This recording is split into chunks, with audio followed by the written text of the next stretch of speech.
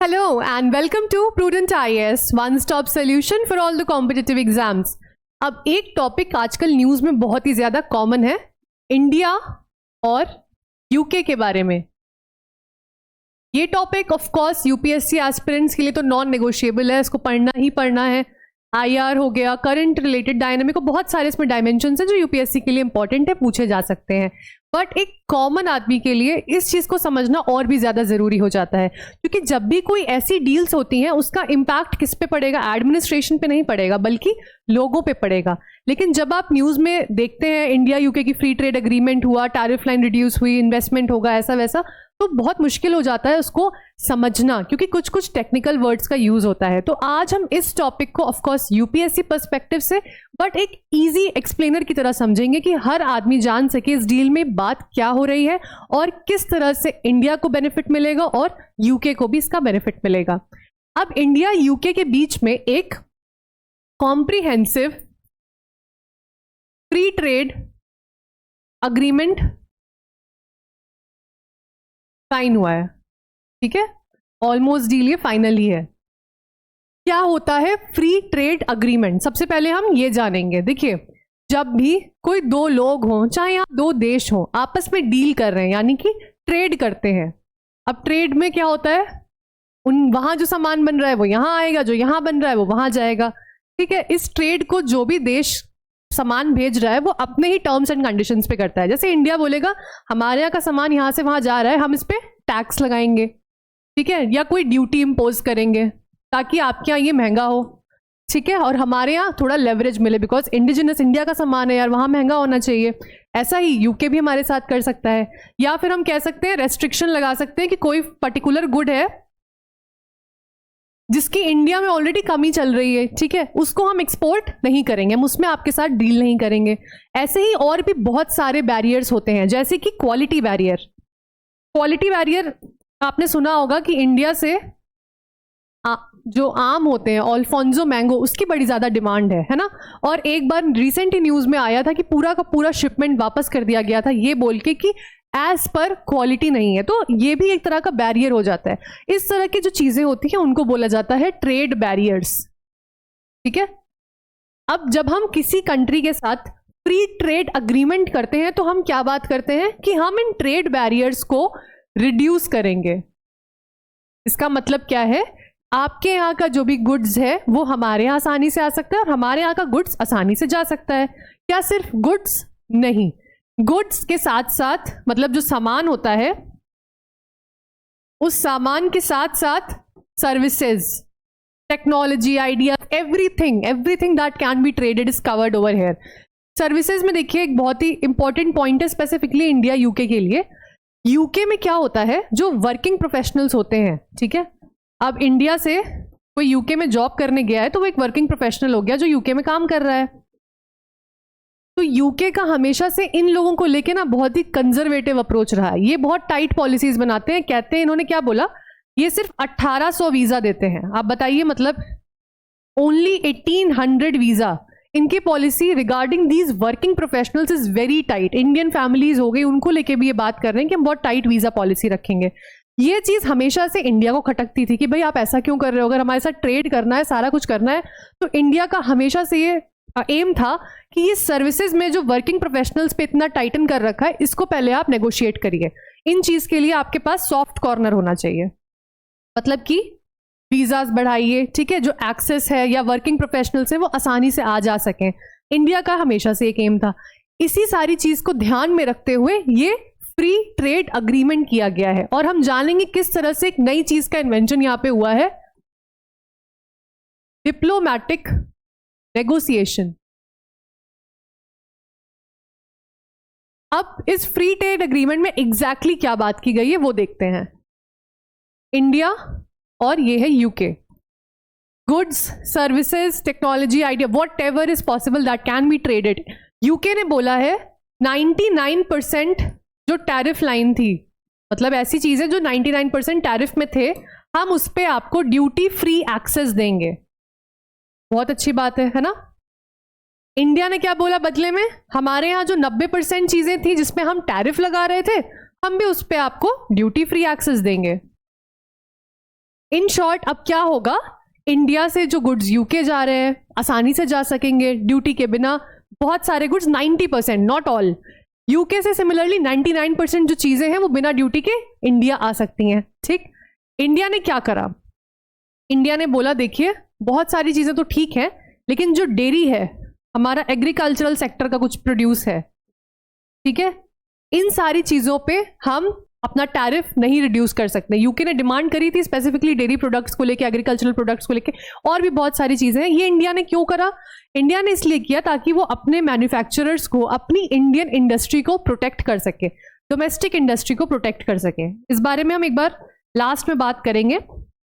अभी के लिए बस इतना जान लीजिए कि यूके ने कुछ और चीजों पे डिमांड करी थी जिसपे हमने बोल दिया कि नहीं, हम इन चीजों पे नहीं कर सकते। लेकिन यूके से यहाँ आया क्या आ सकता है, विस्की, वाइन वगैरह। कार, अब कार बहुत ज्यादा न्यूज में है कि क्या गाड़ियां सस्ती हो जाएंगी। देखिए इंडिया ने जो ऑटोमोबाइल पे ड्यूटी फ्री एक्सेस की, या जो रिड्यूस टैरिफ्स की बात चल रही है, वो टाइम बाउंड है। इसको जानना बहुत जरूरी है, क्योंकि यही जब आप यूपीएससी में आंसर लिखते हैं ना, मेजर्स में, सॉल्यूशंस में, तो ये आता है। ये टाइम बाउंड क्यों है, एक दिन में ये सारा इफेक्ट नहीं आ जाएगा, धीरे धीरे करके ग्रेजुअली फेजेस में आएगा। इससे क्या होगा, जो इंडियन ऑटोमोबाइल इंडस्ट्री है उसको एडजस्ट करने का टाइम मिलेगा इस प्राइसिंग के साथ साथ। क्योंकि जब भी कोई फ्री ट्रेड अग्रीमेंट होता है तो एक क्वेश्चन क्या उठता है, अब देखिए यूके से सारा सामान बहुत भर भर के यहाँ इंडिया आएगा, है ना, तो ऐसा हो सकता है कि हमारे यहाँ के जो मैन्युफैक्चरर्स हैं, प्रोड्यूसर हैं, मेक इन इंडिया चल रहा है, इंडिजिनस चीजें, हो सकता है उस पर हैम्पर हो जाए, लोग ज्यादा से ज्यादा यूके वाले खरीदे प्रोडक्ट्स। या फिर जो बेनिफिट, एक पॉजिटिव पॉइंट देखा जा रहा है, शायद ऐसा भी हो सकता है कि इंडिया का जो मेक इन इंडिया है, स्टार्टअप्स है, आईटी प्रोफेशनल्स हैं, उनको अब क्या मिलेगा, इंडिया के लिए क्या क्या बेनिफिट्स हो जाएंगे। ऑफकोर्स जॉब क्रिएशन, क्योंकि अगर वर्किंग प्रोफेशनल का मूवमेंट ईजी हो रहा है तो वो ज्यादा जॉब क्रिएशन होगा। जॉब क्रिएशन के साथ साथ इन्वेस्टमेंट इंक्रीज होगा। अब इन्वेस्टमेंट कैसे इंक्रीज होगा इसको जानिए। देखिए जब इंडिया और यूके ने फ्री ट्रेड एग्रीमेंट साइन कर लिया है, तो सिर्फ यही दो देश नहीं, आसपास के सारे देश की निगाह भी इन दोनों पे टिकी हुई है। क्यों, यूके में इंडिया के अलावा और भी बहुत सारी कंट्रीज है जो अपना अपना सामान बेचती होंगी, है ना, वो एक्सपोर्ट करके यूके में सामान भेज रही हैं। अब वो जब भेज रही हैं तो उन्हें बहुत सारी ड्यूटीज का सामना करना पड़ रहा है, तो वो क्या करेंगी, वो इंडिया आएंगी, इंडिया में मैन्युफैक्चरिंग और प्रोडक्शन वाली यूनिट्स लगाएंगी अपनी, और फिर इंडिया से इस फ्री ट्रेड एग्रीमेंट का बेनिफिट लेते हुए वो यूके में सामान भेज देंगे। तो इससे क्या होगा, अब जब बाकी देश इंडिया में आके अपने मैन्युफैक्चरिंग प्रोडक्शन यूनिट्स खोलेंगे तो वहां काम करने के लिए लोग चाहिए ना, तो जॉब क्रिएशन हो रहा है, उसके साथ साथ इन्वेस्टमेंट भी बढ़ रहा है।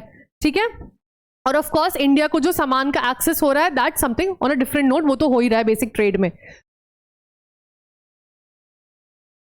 अब इसमें क्या क्या क्वेश्चंस उठते हैं, देखिए, तो आम आदमी को क्या बेनिफिट्स मिल रहे हैं हमने क्लियरली देखिए। ऐसे लोग जो जॉब प्रोफेशनल है, वर्किंग प्रोफेशनल्स हैं, जो यूके में वीजा का एक्सेस चाह रहे हैं, तो यूके हो सकता है अब उनको लेके थोड़ा सॉफ्ट कॉर्नर दिखाए और अपनी इस पॉलिसी को जो टाइट किया हुआ था वीजा पॉलिसी, उसको ईज कर दे। क्यों, क्योंकि इंडिया ने बोला जब तक आप इस पे काम नहीं करेंगे, जब तक आप ये वर्किंग प्रोफेशनल, हमारा जो मेन मुद्दा है, इसको ईज नहीं करेंगे, सॉफ्ट कॉर्नर नहीं डेवलप करेंगे, तब तक ये डील नहीं हो सकती। तो इंडिया ने एक नेगोशिएटिंग बात करी, ठीक है, डिप्लोमेसी के थ्रू। इसी को कहते हैं डिप्लोमेटिक नेगोशिएशन, कि हमने कोई वॉर नहीं करा कि आप हमारे साथ ऐसा करें, लड़ाई नहीं। उन्होंने बहुत ही अच्छी तरह से बोला कि हम भी आपको ड्यूटी फ्री एक्सेस दे रहे हैं, आप भी हमें दे रहे हैं, उसके साथ साथ आप हमारा इस इशू को भी रिजॉल्व करिए। तो ये कहलाता है डिप्लोमेसी।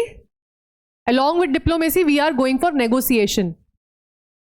जब भी कोई ऐसे अग्रीमेंट होते हैं ना, तो दोनों कंट्रीज का सेटिस्फाइड होना ही काफी नहीं है। दोनों कंट्रीज जब टेबल से उठे तो दे मस्ट बी हैप्पी कि दोनों को विन विन सिचुएशन हो रही है। अब यहाँ पे इंडिया के लिए तो यस, ऐसा अज्यूम किया जा रहा है, विन विन सिचुएशन है कि इंडिया में ज्यादा जॉब, इन्वेस्टमेंट, एक्सपोर्ट्स बूस्ट होंगे, क्योंकि भाई ज्यादा सामान यूरोप में जाएगा, वीजा पॉलिसी के बारे में ईजी हो जाएगा। और एक इंपॉर्टेंट चीज यहाँ पे जो ग्लोबली देखी जा सकती है, यूके पहले किसका पार्ट था, यूरोपियन यूनियन। ब्रेग्जिट के पहले की अगर बात की जाए तो यूरोपियन यूनियन, लेकिन अभी भी यूके और यूरोपियन यूनियन की जो कंट्रीज है उनमें कोई ना कोई डील्स हुई है सामान के लिए, और इजी एक्सेस है वहां पे ट्रेड का।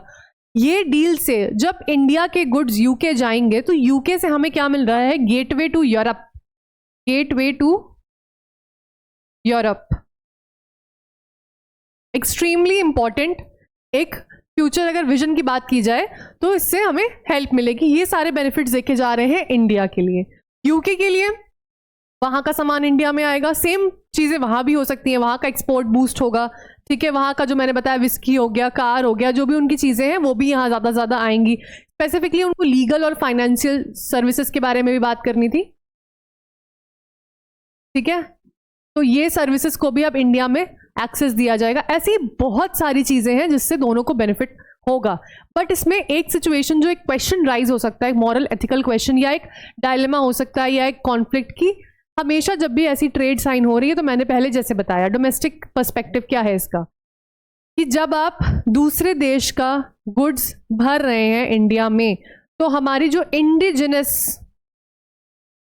इंडस्ट्रीज हैं, डोमेस्टिक मैन्युफैक्चरर्स हैं, इसको प्रोटेक्ट करने की जिम्मेदारी बढ़ जाती है, ठीक है। ऐसा नहीं होना चाहिए कि ये इंडस्ट्री हमारी हैम्पर हो रही है, जो जो चीज़ें हमने सोची वो उल्टी पड़ रही हैं। मतलब जैसे हमने सोचा हमारा एक्सपोर्ट बढ़ेगा, ऐसा हो सकता है एक्सपोर्ट वहाँ से ज़्यादा आने लगा, हम इंपोर्ट ज़्यादा करने लगे। तो anything is possible in these cases. तो यूपीएससी पर्सपेक्टिव में एक क्वेश्चन ऑफ कोर्स आ सकता है that whenever such trades are happening and these trades are also very important, by because एक डिप्लोमेटिक एंगल हो जाता है, of course relations between both the nations, geopolitics के लिए हो गया, ठीक है। आईआर में ज़रूरी है ये सारी ट्रेड। नेगोशिएशन भी हम इससे कर पा रहे हैं। क्या कर रहे हैं हम, लोगों के लिए अपना एक रास्ता और खोल रहे हैं, स्पेशली फॉर वर्किंग प्रोफेशनल्स। तो जब भी ऐसी कोई trade that can not be ignored, trade होनी ही होनी है, ये हमें अग्रीमेंट से करने ही करने पड़ेंगे। But at the same time how to balance it so that our domestic industries, indigenous industries are not suffered. This can be a question in UPSC perspective में अगर आप देखा जाए तो आई होप अब आप न्यूज़ जब देखेंगे इंडिया यूके की, और जो हाँ ये कॉम्प्रिहेंसिव फ्री ट्रेड एग्रीमेंट, यानी जो ये कॉम्प्रिहेंसिव फ्री ट्रेड एग्रीमेंट कोई अलग नहीं है, फ्री ट्रेड एग्रीमेंट का ही एक ये टाइप हो गया, कॉम्प्रिहेंसिव फ्री ट्रेड एग्रीमेंट इसका नाम दे दिया। मेन टर्म यहाँ पे फ्री ट्रेड एग्रीमेंट ही रहेगा। तो जब आप टीवी पे न्यूज़ पे अब इसके बारे में देखेंगे कि इंडिया यूके ने साइन किया है, तो आपको पता होगा कि इंडिया ने किस तरह से डेयरी हो गया, एडिबल ओट्स हो गए, एप्पल हो गए, बहुत सारी ऐसी चीज़ें जिसको मना कर दिया। क्यों मना किया? अपने डोमेस्टिक मैन्युफैक्चरर्स को, डोमेस्टिक इंडस्ट्री को, एग्रीकल्चर को प्रोटेक्ट करने के लिए। एग्रीकल्चर को इंक्लूड ना करने का एक रीज़न ये भी है कि देखिए जो बाहर के देश है ना, उसमें जो एग्रीकल्चरल प्रोडक्ट्स हैं वो बहुत ज़्यादा जेनेटिकली मॉडिफाइड होते हैं, सो उसको भी हमने बाहर रखा हुआ है, एग्रीकल्चरल प्रोडक्ट्स को भी। तो ये topic I hope now it's easy for you to understand, both for UPSC aspirants as well as for each and everyone who will be benefited or affected by this trade deal. ऐसे ही और explainers के लिए follow Prudent IAS. Thanks for watching.